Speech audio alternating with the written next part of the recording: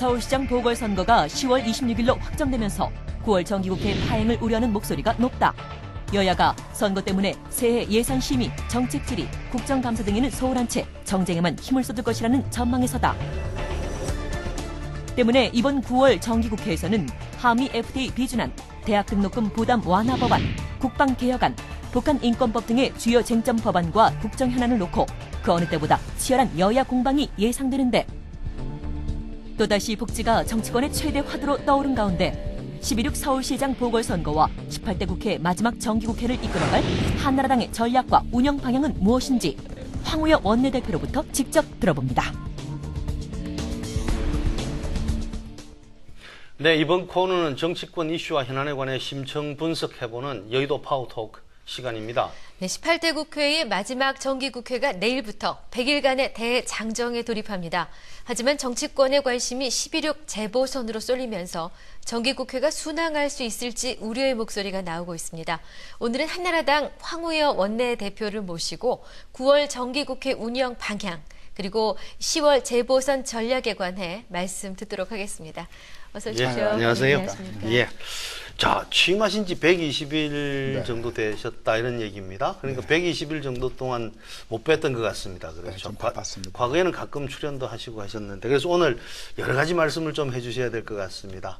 우선 120일 동안 정말 좋으셨습니까? 힘드셨습니까? 얼굴을 이렇게 뵈니 운동을 좀 많이 한 분 같은 얼굴인데 어떻습니까? 예. 시간이 부족할 정도로 바쁜 나날을 보냈죠. 예. 뭐 좀 성과 같은 건 없었습니까? 뭐 좀 어떠신가요? 흐름으로는 저희가 국회 정상화, 예. 그러니까 어떻게 싸우거나 또 여러 가지 정치적인 어떤 회오리에 말리지 않고 민생 특히 이제 중심으로 예. 정책 대결을 하는 건전한 생산적인 이른바 품위 있게 일하는 국회를 지향을 하고요. 당내에서도 계파보다는 화합으로 가서 정책적인 대결은 좋지만 어떠한 그 계파에 따르는 듯한 국민이 혐오하는 것은 좀 지양하고 정책 부분도 이제 우선 시민들이 아쉬워하는 게 있기 때문에요. 그렇죠. 국민이 예. 아픈데 특히 그 어려운 분들이 지금 자기 문제로 제기하는 이른바 5가지 민생 현안 같은 것을 예. 중심으로 해나가는데 기초를 닦았다 이렇게 봅니다. 제가 이제 원내대표를 1년 하니까 대개 이제 세 그렇죠. 나눠서 예. 전반 첫 번째 임기의 문제 제기와 그다음에 준비 기간 그리고 정기국회를 하는 중간 기간에 이제 성과를 내고 예. 그다음에 이제 다음 선거에 들어가는 그렇게 틀을 잡았기 때문에 예. 준비하고 방향 제시 또 여러 가지 여건을 변화시키는 것은 나름대로 변화가 있지 않았나 싶습니다. 예, 수고하셨습니다. 네. 예. 이제 내일부터 정기국회가 시작이 됩니다. 18대 국회에서 열리는 이제 마지막 정기국회인데 할 일도 많으시고 쟁점 법안도 많고 힘겨운 일들도 예상이 되는데 이번 정기국회 운영 방향이라든가 목표를 어떻게 잡고 계시는지 하고요. 야당과의 갈등은 어떻게 조율해 나가실 계획이신지요? 야당하고 오늘도요 은행법이라고 아주 복잡한 법으로 그렇죠. 자유투표에 들어갔습니다. 예, 네. 그러셨군요. 당론을 정하지 않고 여야가요 흩어지면서 각자 소신껏 표결을 해서 예. 결론을 내렸거든요. 예. 은행법이 뭐 오랫동안 그렇죠. 또 상임위 간에도 대치되고 당대 예. 대치되고 당내에서도 갈등이 있었는데 이렇게 국회가 또 여러 명이 나와서 찬반 토론을 하면서요. 자유투표하면 결론은 일단 나거든요. 네. 부족하면 다시 또 보완하면 되니까요. 이래서 이렇게 해결하는 경험을 축적하다 보면은 원만한 국회가 되리라고요. 저희는 보고 무엇보다도 최초로 네. 헌법에서 준수해야 되는 그 기간이 있습니다. 결산이 그렇죠. 오늘 맞춰지면요. 예. 정기국회 전에 결산을 마칠 수 있는 다시 말하면 9월 정기국회가 헌법이 말하는 예산국회로 들어갈 수 있는 오늘 마지막 날이라 예. 여러 가지 힘들지만 오늘 좋은 성과를 낼 겁니다. 예. 그럼 그러한 신뢰들이 쌓이면서 여야가 우리가 얘기해서 되는구나. 우리가 꼭 강행할 필요가 없지 않느냐 네. 하는 여야의 신뢰하에 이제 해나가면 그렇죠. 되지 않을까 싶어서 정기국회는 그런 기틀 위에 무엇보다도 산적한 지금 6,800건의 법안이 밀려 있습니다. 예. 그럼 그 중에 이제 폐기될 것도 많이 있고 네. 중복되는 것도 있고 해도 저희가 지금 뽑아보니까 여야가 쟁점이 없는 법안이 한 1,700건 돼요. 그렇군요. 그리고 한 예. 1,000건 정도는 쟁점이 있다고 보면은요. 그래도 이것을 말끔히 다 정리하는 우선 입법 국회를 만들어야겠다. 예. 그리고 예산안을 요번에는 우리 헌법이 지난번에는 몸싸움하면서 그 날짜를 지켰는데 그렇죠. 예. 원만한 협의 아래 충분히 사전에 논의해서 12월 초에는 마감을 짓는 데 예. 정부가 예산을 집행하는 데 있어 불편함이 없도록 안정된 전국 국가 운영을 할 수 있도록 국회가 뒷받침하겠다. 그리고 무엇보다도 저희들이 양당이 지금 쏟아내면서 약속하는 복지라든지 민생 현안을 선거 전에 입법은 입법, 예산은 예산으로 요건을 갖춰야 되겠다 하는 문제들을 저희들이 제시하고 있습니다. 그렇군요. 한국은행법에 대해서 제가 오늘 낮에 뉴스를 들었는데 잘 안 되는 것 같이 그렇게 뉴스를 들었거든요. 그렇습니다. 실상 기재위하고 정무위도 생각이 다르고 뭐 다 다르잖아요. 그래서 저는 뭐 보통 평상시에 국회처럼 생각해서 안 되겠구나 이렇게 생각했는데 그게 됐다니 참 큰일을 한 겁니다.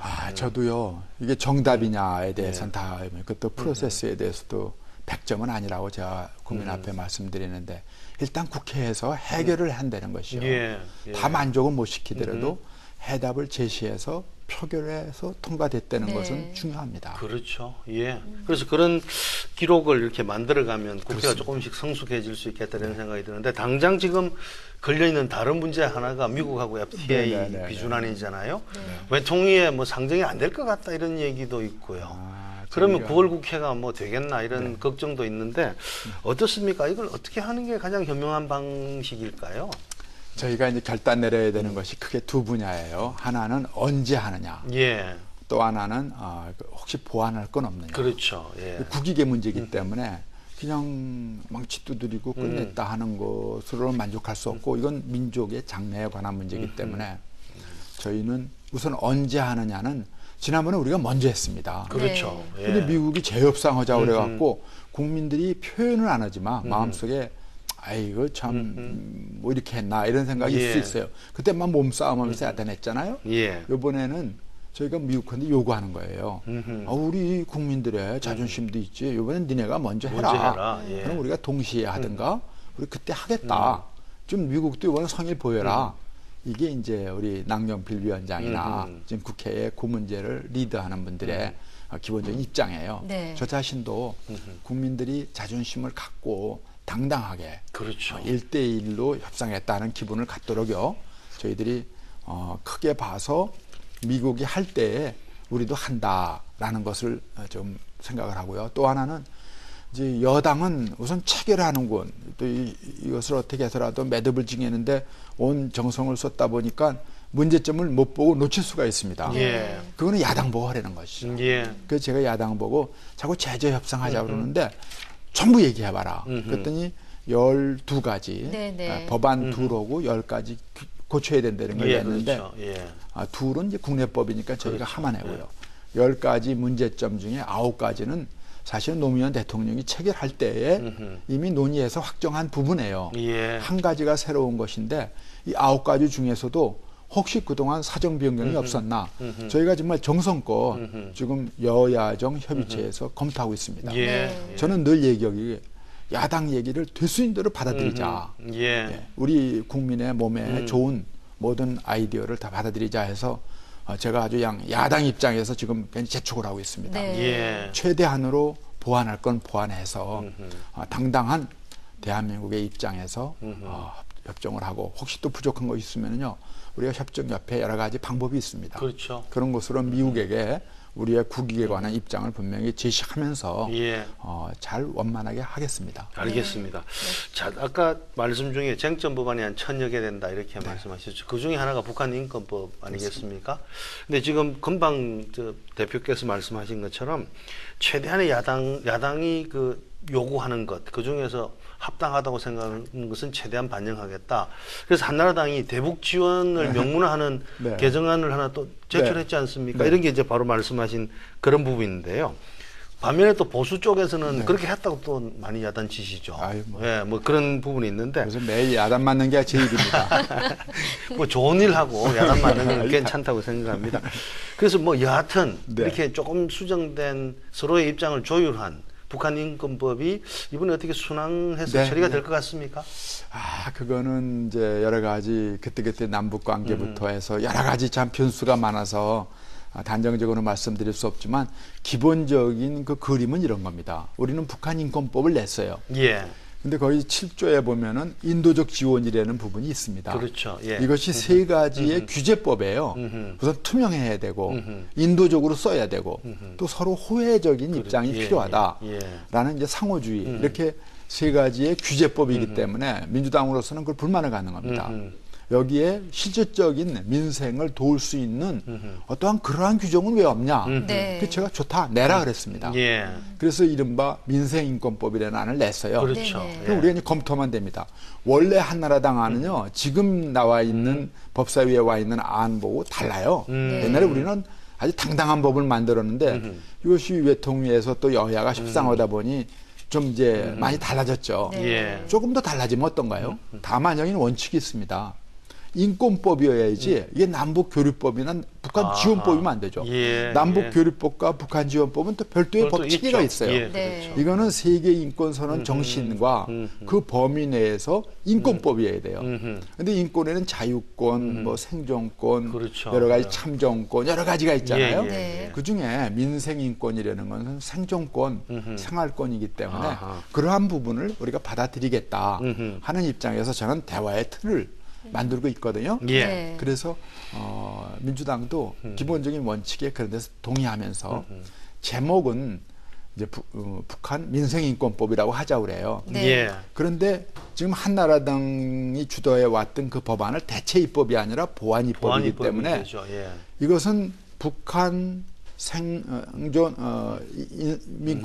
민생인권법 이렇게 해놓으면은요 거기다 이름을 많이 붙여야 돼요. 예. 북한 자유 민생, 참정, 기타 등등 인권법. 그거 다 합치면 북한 인권법이죠. 예, 네. 예. 그러니까 저는 다 받아들이되 제목은 세계 공통인 북한 인권법 네. 그것을 내고 그 내용을 가지고 얘기하자 이렇게 지금 교섭 중입니다. 예, 뭐 네. 가능한 것 같습니까? 정기국회 민주당으로서는요 예. 이것이 아픈 지점이에요. 원래 민주당은 리버럴 정당 아니에요? 그렇죠. 그렇기 예. 때문에 마이너리티와 인권 문제를 항상 주도해야 되는데 북한 인권법 때문에 목이 잡혀 있는 거예요. 그러니까 너는 언제까지 이렇게 명예를 갖고 가겠느냐고 한나라당이 민주당께 지적을 하는 거예요.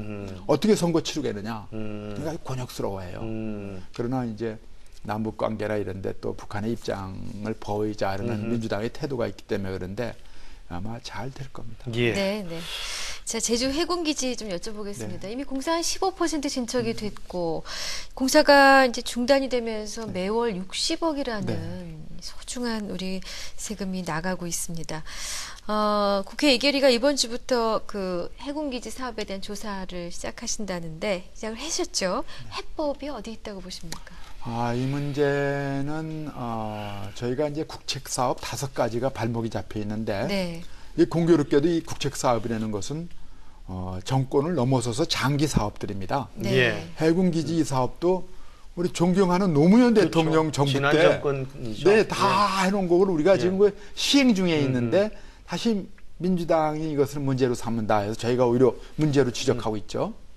거기에 핵심은 예결위에서 민군 복합 기항지 를 네. 만들겠다라는 예, 예. 부대 조건이 있어요. 그렇죠. 네. 그거는 우리가 이게 해군기지를 만들려고 그러다 보니까 제주도민들이 우리에게도 좀 혜택을 달라. 그게 좋다. 하와이형으로 하와이에 해군기지에 아주 본부가 있지 않습니까? 그렇죠. 근데 민간에 크루즈선도 가고 페리오도 가고 민간항으로 이용이 가능하잖아요. 그러한 것을 염두에 두고 이걸 부대 조건으로 붙여서 예산을 그렇게 써라 하고 하나의 선물을 드린 거고 네. 국가 발전에도 도움이 되니까 그렇게 한 것입니다만은 그러한 예산 부대 조건이 제대로 되는가를 이번에 검토하기로 했습니다. 네. 예. 그것도 이제 민주당이 제안하길래 저희가 흔쾌히 받았어요. 네. 그래서 지금 이제 그제 한 2, 3일 전부터 활동이 시작되고 실사가 나갈 겁니다. 네. 네. 그러면은 거의 반대하는 분들도 좀 지켜봐주고 그렇죠. 공사를 예. 해야지 막 쇠사슬로 묶고 한겨울로 예. 하고 그러니까 아주 이게 어려움이 많고 또 공권력이 이렇게 네. 훼손당하고 그래서 국민들이 걱정을 하시는데 저희들은 그 외에도 네. 제주도민의 정서라든지 이런 걸 존중을 하는데 대부분의 제주도민들은 그 군사기지 아니겠어요? 네. 국방계획상 하는 이 제주도가 아주 중요해요. 예. 오키나와는 아주 외곽에서 마지막 어떤 그렇죠. 보루고요. 예. 또 동서해를 이렇게 망라해서 딱 그 중심을 잡고 있는 게 제주도이기 때문에 예. 거기에는 반드시 해군기지가 있어야 된다는 것이 국가의 국책사업으로 아주 정립된 것이기 때문에 잘 이것을 진행해서 국방계획에 지장이 없어야 되겠다 그런 생각입니다. 알겠습니다. 제주도민이 원하는 것은 또 우리가 여러 가지로 배려할 차원입니다. 네. 우선적으로 여야가 서로 힘을 합쳐서 문제의 첫 단추만 이렇게 열면 네. 그다음에는 잘 굴러갈 수 있을 거라 이렇게 생각이 되는데요. 그렇습니다. 그 가끔 보면은 어떤 정책 문제에 대해서 목표는 다 동의를 하는데 수단하고 방법에 대해서는 동의를 못해서 티격거리는 경우가 많지 않습니까? 네. 그 등록금 완화, 부담 완화 이 문제도 그 중에 하나거든요. 대학생들 저도 학교에 있습니다만 학생들 등록금 만드는 걸 보면 참 가슴 아픈데 등록금 부담을 좀 줄여주자 참 좋은 얘기인데 어떻게 할래? 이거 가지고 지금 여야가 티격거리고 있지 않습니까? 네. 한나라당은 어느 정도나 민주당의 생각을 받아들일 예정이신가요? 지금 여야가요 거의 내용이 같아졌어요. 아 그렇습니까? 네, 그래서 이제 저 한나라당은 6월달에 안을 냈지 않습니까? 예. 정부는 이제 아무래도 국간을 지키다 보니까 걱정도 하고 그 후에 저희 지도부가 들어오면서 또 조금 진동이 있었습니다만은 큰 흐름은 같고 이제 야당은 내년에 단번에 50%를 그렇죠. 내리겠다 하다가 최근에 역시 경제 여건을 우리 김진표 대표가 경제부총리를 했잖아요. 그렇죠. 네. 그래서 예. 이런 분야에 대한 재정, 또 조세, 또 여러 가지 그 회계 분야에 대해서 정통하고 예산에 대해서 잘 알기 때문에 저희하고 얘기하는 가운데 지금 많이 흡사합니다. 아 그렇군요. 다만 이제 민주당에서는 한나라당이 말은 했지만 실천 의지가 있느냐 아하. 그렇게 얘기하는데 저희가 이제 약속도 지키고 잘 해나가기 때문에 저희가 이제 원래는 8월에 끝내려고 했는데 예. 이거를 교과위에 보내보니까 교과위가 이상하게 그 법안에 합의를 못 봐요. 네. 그래서 이틀 전에 김 대표하고 만나서 예.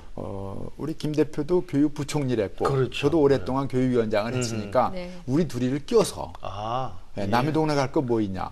거기 또 간사들 모시고 또 거기 이제 전문가들 모시고 해서 6인 소위를 만들어서 아, 결론 그렇군요. 내리자 예. 이래 했습니다. 예. 그래서 결론을 내리고 이제 교과부와 기재부와 그건 저희들 몫인데 잘 그 좋은 동의를 만들어서 이게 원래 올 2학기용이 아니라 내년 봄학기용. 네, 내년 봄학기용이거든요. 예. 그래서 내년 예산을 짜는데 저희가 아주 최대한 반영을 해서 어느 정도의 인하와 또 완화책, 장학금이나 여러 가지 제도를 통한 완화. 그럼 완화는 이 재산 그 소유 등급에 따라서 아, 예, 좀 차등을 두려옵니다. 어려운 네. 집은 좀 더 많이 했다 그렇죠. 이하고 그렇죠. 예. 여유 있는 분은 조금 참고 그렇게 하고 그래도 안 되는 경우는 ICL인데 ICL도 이번에 제도를 개선해서 벌써 이건 여야가 합의를 봤어요. 교과위에서요. 예. 군대 가는 동안은 빼줘야죠. 그건 그렇죠. 뺐습니다. 예. 빼줘야죠. 빼고 예. 이자율도 정책 금리가 대개 우리나라에서 3%인데 이건 아직 4%가 훨씬 넘거든요. 그렇죠. 올해는 예. 7%가 넘었어요. 예. 그래서 그것도 최대한 설득해서 여야가 그건 입장이 같으니까 정부에 어떤 다른 기금을 좀 보충해서라도 자라나는 세대한테 잘해주면은 얼마나 좋습니까? 예, 알겠습니다. 네. 앞서 그 등록금 부담 완화와 관련해서 이제 여야가 많이 비슷해졌다라는 말씀 주셨는데 그 다음에 여쭤볼 것이 이제 복지 정책의 네, 방향입니다. 네, 네. 이 부분은 많이 달라요. 네. 다름이기도 하려니와 네. 또 한편으로 걱정스러운 것이 한나라당을 걱정하는 분들은 도대체 정체성을 잃어가는 게 아니냐, 뭐냐, 중심이 뭐냐라고 되묻는 그런 분위기도 있는 것 같은데요. 선택적 맞춤 복지 기조를 유지한다라는 방침 속에서도 또 보편적 복지를 함께 맞물려 가야 된다라고도 말씀하시죠. 한나라당의 복지 정책 방향에 대해서는 어떤 고민을 하고 계십니까? 이게 한나라당은 이제 제 주견이기도 합니다만은 출발점으로요. 어디까지가 국가 책임이냐, 어디는 사인의 영역이냐 이걸 따지는데 예컨대 국방이나 경찰은 뭐 보편성을 띠지 않을 수가 없습니다. 예. 예를 들면 부잣집 아들이라고 해서 야 너 총 네가 사와라. 그렇죠. 그거 아니잖아요. 경찰 예. 보고도 경찰 업무를 하면서 아 너네 부자 동네니까 페트롤 가 니네들이 사라. 이렇게 안 하잖아요. 사병이 되죠. 그렇게. 그거는 안 예, 되죠. 그건 안 예. 되죠. 예. 그런 영역이 최근에 강조되는 게 교육입니다.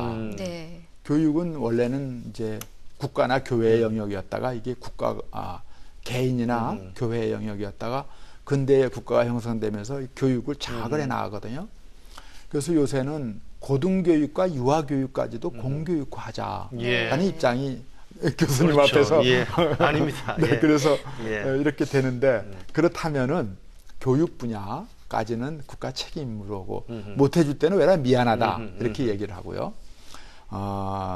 그러나 밥 먹는 거, 병 고치는 거, 집 마련하는 거는 이제 사회주의 국가에서는 물론 그것도 국가 책임이지만 우리 자유자본주의에서는 이거는 개인 영역이고 다만 헌법에서 얘기하듯이 인간다운 생활을 할 수 없는 어려운 계층에 대해서는 최소한의 인간다운 생활을 보장하는 것은 다시 국가가 인수한다.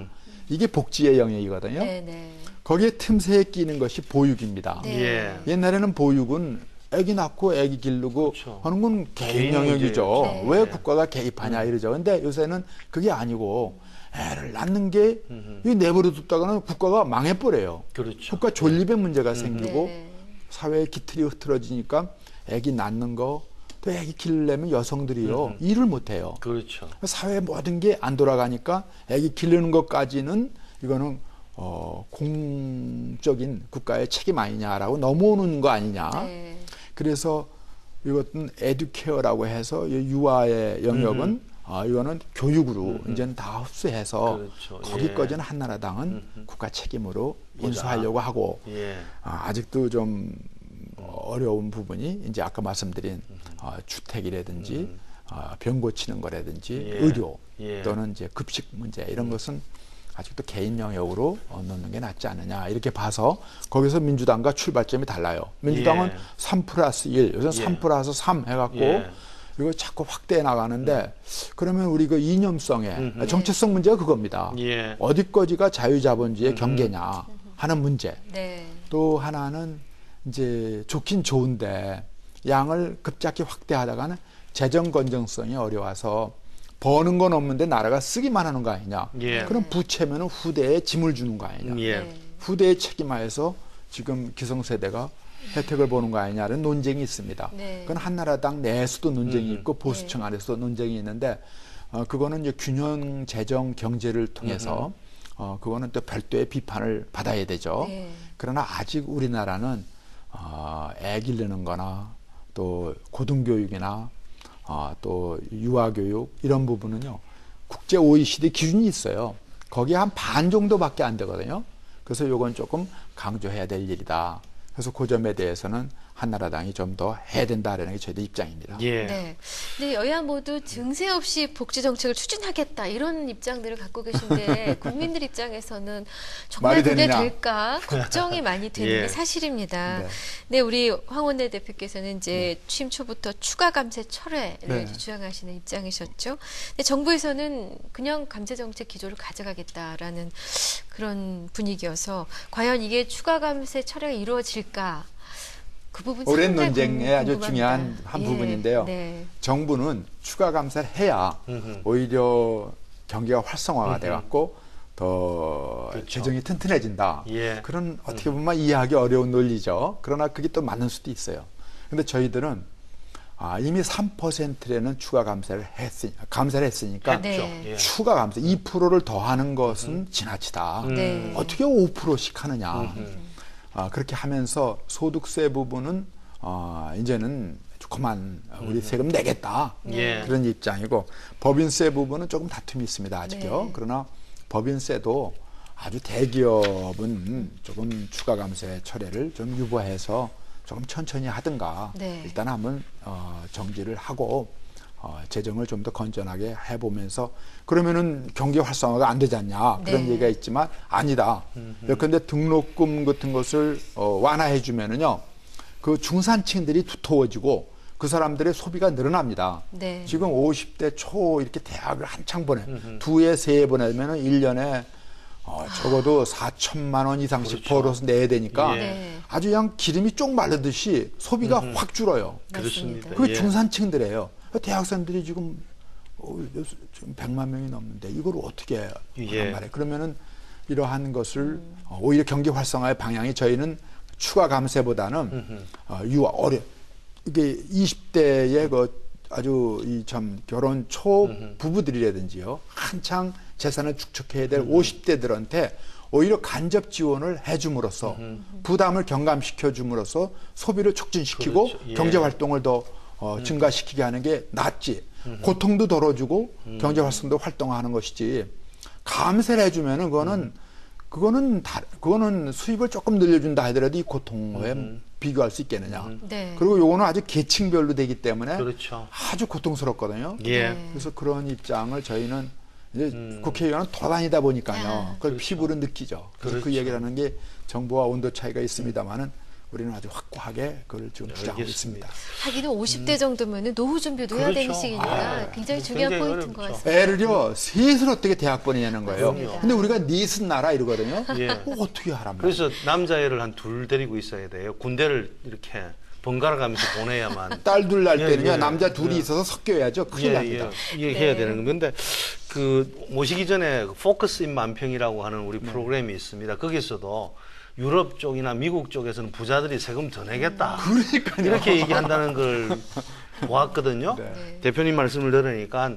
실상 부자들이 조금 물러서고 조금, 네. 뭐 그 부담이 많은 쪽을 조금 도와주는 것도 조금만 좋지 않겠나. 절약하시면은 예. 그 정도 세금 낼 수 있는 게 그렇지 않겠나 생각도 네, 듭니다. 저희들도 예. 생각을 하니까. 자, 그런데 이제 9월이 정기국회, 이게 세금 내년 예산국회지 않습니까? 예산국회인데 한나라당 기준으로 봐도 내년에 10조 정도가 복지에 더 필요한 것 같고 민주당은 예산을 안 늘려도 추가 지원이 없어서 33조 정도가 든다 이렇게 네. 얘기하는데 결국은 이번 정기국회에서 정말 머리를 잘 짜야 될 텐데 그렇습니다.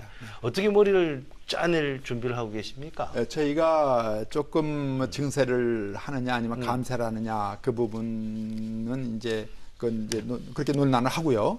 이제 그럼 일정한 수입이 있을 거 아니에요. 예. 그러면 그 배분 문제입니다.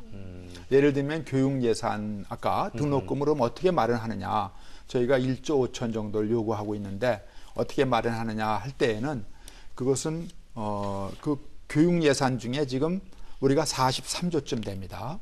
그럼 거기에 한 35조 가량이 초등학교, 중학교, 고등학교에서 써요. 네. 나머지 부분을 이제 대학교와 유아교육에 쓰는데 이게 너무 비율이 작은 거예요. 그러네요. 근데 초중고등학교에는 자꾸 학생 수가 줄어요. 네네. 그렇다면은 이제는 이 배분율을 달리해야 되지 않느냐 이런 배분의 방법에 대한 논의를 해야 될 것이다.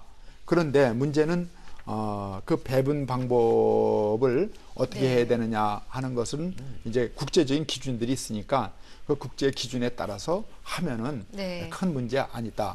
다만 이번에 야당이 주장하는 고등교육 재정교부법이 있어요. 네네. 고등교육에도 일정한 블록을 하자. 예. 근데 지금 지방교육 재정교부금법 때문에 학생 수가 줄어도 예산은 계속 늘어나거든요. 네. 그렇게 블록화하지 말고 그냥 고등교육 재정지원법으로 해서 이렇게 교부금이 아니라 지원을 하는 것으로 다시 말하면 실질적인 필요에 따라서 지원하는 것으로 하는 것이 이제 한나라당의 입장이고요. 네. 그런 사소한 차이만 있지 크게 증세하지 않는 범위 내에서 아마 그리고 우리가 다행히 OECD 국가 중에 유일하게 매년 그래도 한 10조 정도의 자연 증세가 일어나는 그렇죠. 나라예요. 네. 이게 참 행복한 거예요. 예. 외국에는 세금이 주는데 예. 네. 우리는 매년 그래도 우리 증세가 잘 국민들이 되는 편이죠. 국민들이 네. 경제 활동이 팽창하면서 이렇게 되기 때문에 조금 여유는 있습니다. 그렇군요. 다행입니다. 예. 자, 정말 궁금한 거 이제 여쭤봐야 되는데요. 10월 재보선 얘기입니다. 네네. 이제 당초 예상했던 것보다 지금 굉장히 판이 커졌다는 얘기를 계속 하고 있습니다. 이 대선 총선 앞두고 치러지기 때문에 더 중요한 의미가 부여될 텐데 이번 재보궐선거 전략 한나라당에서 어떻게 갖고 계십니까? 선거는요, 저희도 여러 번 치러봤지만 항상 무전략이 전략입니다. 그저 국민 앞에 예. 순수하게 솔직하십니다. 솔직한 네, 예, 해보면 맞습니다. 맞질 예. 않아요. 그러니까 네. 이번에도 담백하게 그냥 네. 서울시장 선거다. 그 서울시를 잘 발전시킬 사람 그렇게 하고 그리고 그 대신 서울시라는 게 대한민국의 축소판이니까 여러 가지 정책을 잘 좀 하고 하는데 저는 저희들이 하는 큰 틀이 이제 흐름이 있잖아요. 그러니까 네. 그러한 화합과 변화, 쇄신 하는 이러한 기조를 지켜낼 수 있는 사람이 되면서 예. 국민들에게 사랑받는 어떠한 선거를 치러야겠다는 생각입니다. 네. 알겠습니다. 한 가지만 더 여쭙겠습니다. 말씀하시기에 참 불편하신 것 같은데요. 이 부분은 그 광노현 네. 교육감이 참 어려운 처지에 지금 네. 있는 것 같은데 이런 문제로 인해서 12.16 선거가 더 어려워지는 것 같은데 딱 한 가지 여쭙고 싶은 게 어떤 사람이 서울시장이 돼야 된다고 보십니까? 제가 그래서 이거는 지금 우리는 당원이 이렇게 경선 과정을 대선 후보 뽑듯이 시도지사는 뽑게 돼 있어요. 예. 그렇기 때문에 그러한 절차를 존중하고 우리가 오히려 지도부에서 자꾸 이 얘기 저 얘기를 해놓으면은 네. 그런데 영향을 미칠 수가 있어요. 그러니까 네. 그 말보다는 우리는 사무처를 중심으로 해서 그걸 잘 하고 혹시 자기가 좋아하는 분이거나 추천할 분이 있으면 조용히 사적으로 네. 그분을 권고해서 출마시켜보는 건 좋지만 자꾸 이렇게 공론화하듯이 이런 사람이어야 된다, 이런 사람이어야 된다 하면은 알겠습니다. 그거 무효하죠. 제가 질문을 철회하겠습니다. 죄송합니다. 예. 예. 네. 자, 이제 내일 연천에 일정이 네. 잡혀 있습니다. 내일 어떤 이야기들을, 많은 이야기를 이제 하시게 될 것 같은데, 덧붙여서 9월 정기국회 운영과 관련해서 네. 국민 여러분께 하시고 싶은 말씀 있으시면 해주십시오. 이번에 연천에서 정기국회를 준비를 잘 하겠습니다. 먼저 국민들이 관심 가지시는 민생 현안에 대한 복지 문제에 대한 당의 입장을 한번 정리해 보고요. 저희들이 방향은 잡혀 있습니다만은 구체적인 방안에 대한 논의가 있을 것이고 또 정부 요직에 있는 분들과 함께 당정협의도 아울러 하겠습니다. 이번 정기국회는 저희들이 18대 마지막 국회이기 때문에 그동안 부끄러운 곳을 보여드렸으면은 이번에는 한번 국회가 자랑스럽다, 그래도 수고했다 하는 말씀을 마지막이라도 한번 들어보겠다 하는 각오고 저희들이 최대한 법을 제대로 통과시키고 예산도 적기에 짜서 국민들에게 보답해서 참으로 국민이 그토록 원하시는 품위 있게 열심히 일을 해서 국익에 도움이 되었다, 또 민생이 좋아졌다 하는 말씀을 듣는 것이 저희들이 소원이기 때문에 마지막 기회로 알고 열심히 하겠습니다. 예. 네. 이 황원내 대표만 외시면요. 예. 파워토크를 마치고서 그 어려움 속에서 희망이 예. 느껴지는. 굉장히 부드럽습니다. 파워 토크인데 굉장히 부드러운 토크가 됐습니다. 네. 예. 오늘 한일화당 황우여 원내대표 모시고 귀한 말씀 들어봤습니다. 나와주셔서 고맙습니다. 예. 감사합니다. 감사합니다.